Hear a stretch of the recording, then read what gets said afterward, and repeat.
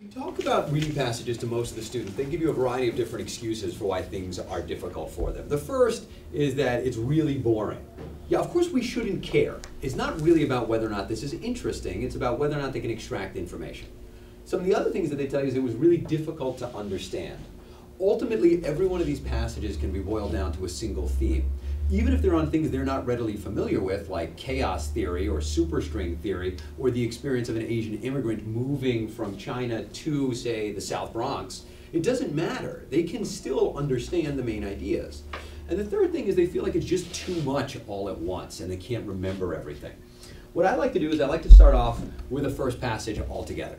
If we take a look at this passage, and we take a look at the main idea here, I'm going to read it out loud. I think it's going to be hard to understand, but let's see. I like cats.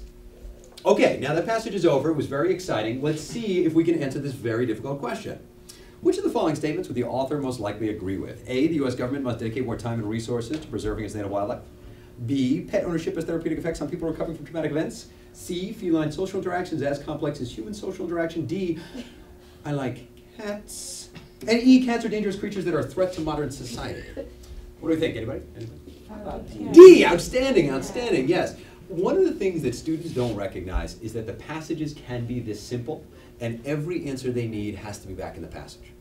The real difference between student success on this type of test and what they're used to in school is that in school we've emphasized a literature-based curriculum. Students will read The Great Gatsby or The Catcher in the Rye or Beloved, and they'll spend time looking for deeper meaning in fictional narratives, which is great. That's not what this test cares about. On the SAT, the reading passages fall into a couple of different categories. There are informative passages, there are persuasive passages, and then there are fiction passages.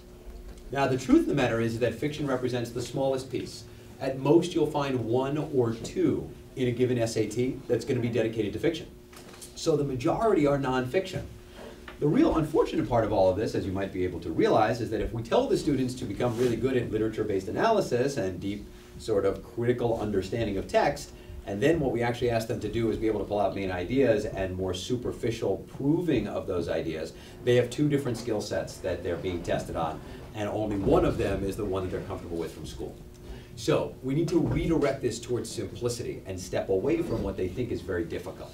So I like starting this passage, or I like starting the reading talking about this as a passage, because I want them to realize it can be this simple.